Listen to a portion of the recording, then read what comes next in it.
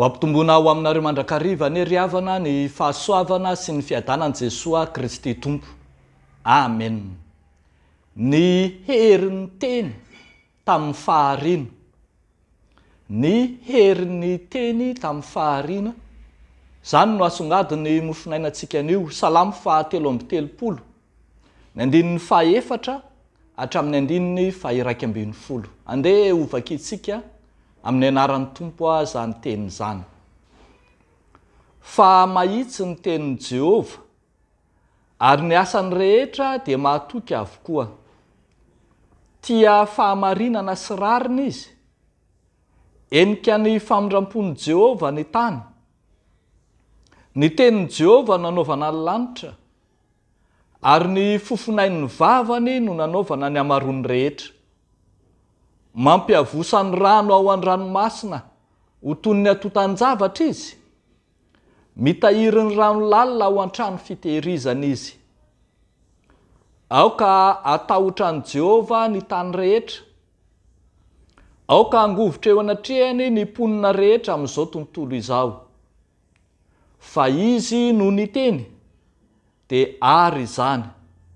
Izy no nandidy, dia nitoetra mafy izany.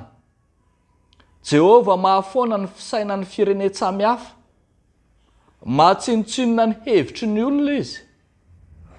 Ny fisainan'i Jehova maharitra mandrakizay. Ny hevitry ny fony mahatratra ny taranaka faramandimby. Ray masino, manamasinanay amin'ny fahamarinana. Ny teninao no fahamarinana. Amen. Ny herin'ny teny tamin'ny fahariana.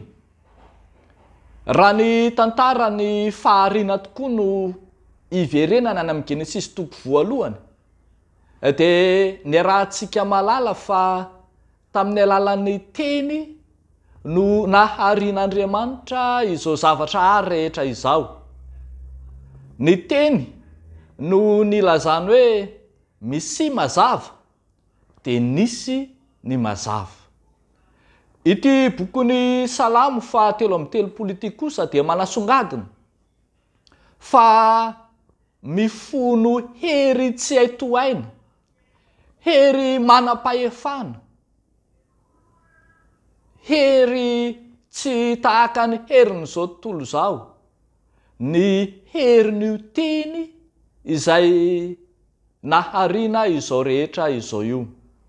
Ambara eto fa teny mahitsy, teny feno fahamarinana sy rariny io teny io, ka maefa ny zavatra rehetra. Teny izay afaka mibaiko sy mifehy ny tontolo rehetra sy izay nohariany.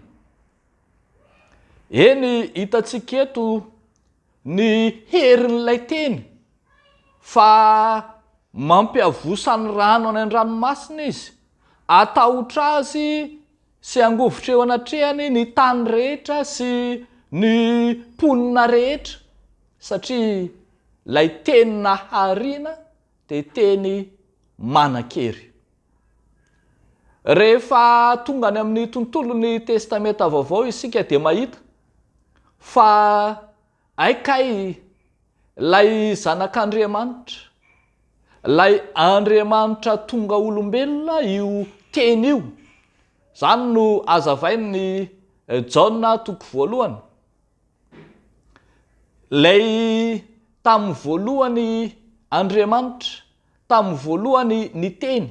Ny teny dia tao amin'Andriamanitra, izy dia tao amin'Andriamanitra tamin'ny voalohany.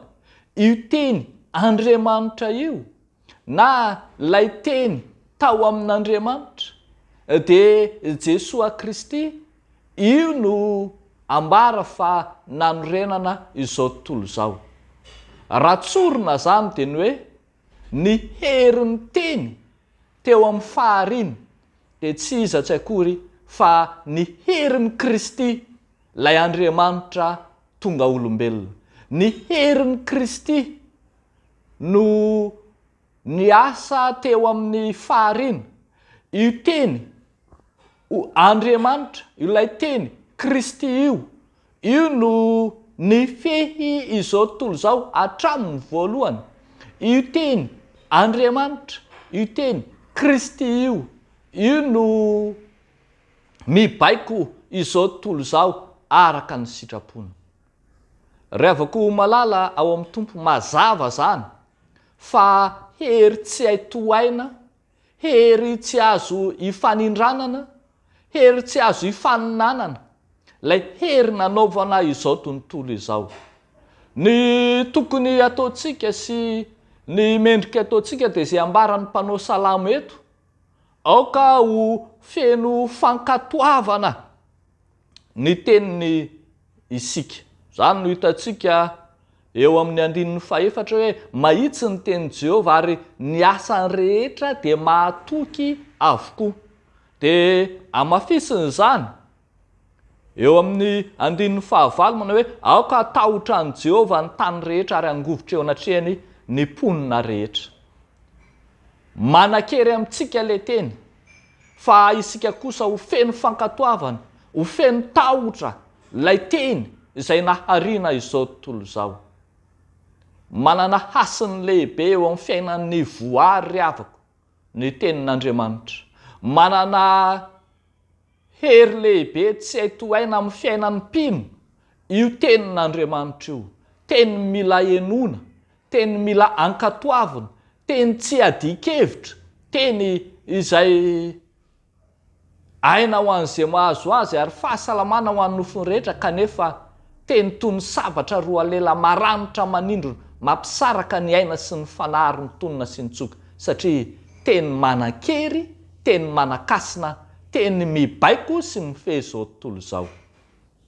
Zany nahatonga ny mpanao Salamo hitantsika fa mitodika miantso ny voary manontolo, hioby, hidera, ankalaza, hihira fiderana an'Andriamanitra, satria teny tsy azo adikevitra ny tenin'Andriamanitra. Dia n'Andriamanitra irerian'ny voninahitra. Amen. Ivavaka isika. Misaotra Tompony amin'ny herin'ny teninao izay nahary izao tontolo izao ary mahary anay ho vaovao ary miasa ety anivonay ambaraka ankehitriny. Teninao no mibaiko sy mifehy izao tontolo izao. Ny sitraponao no nahary sy nanisy anay. Eny, ny teninao no fitsipika mifehy anay sy izoranay ambaraka ankehitriny.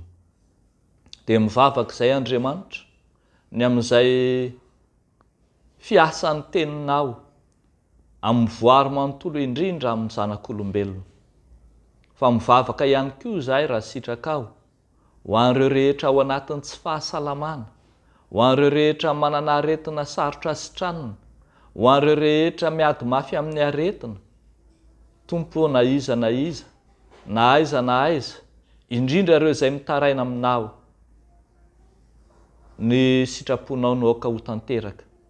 Ary aoka ianao le baly samy matsara indrindra anasitrana ny aretin'ny fo sy ny fanahy, ny aretin'ny nofo ary anaisitra ny rofon'aretina rehetra.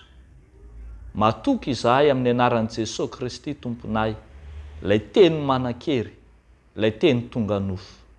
Amin'ny anarana vanay izany vavaka izany. Amen.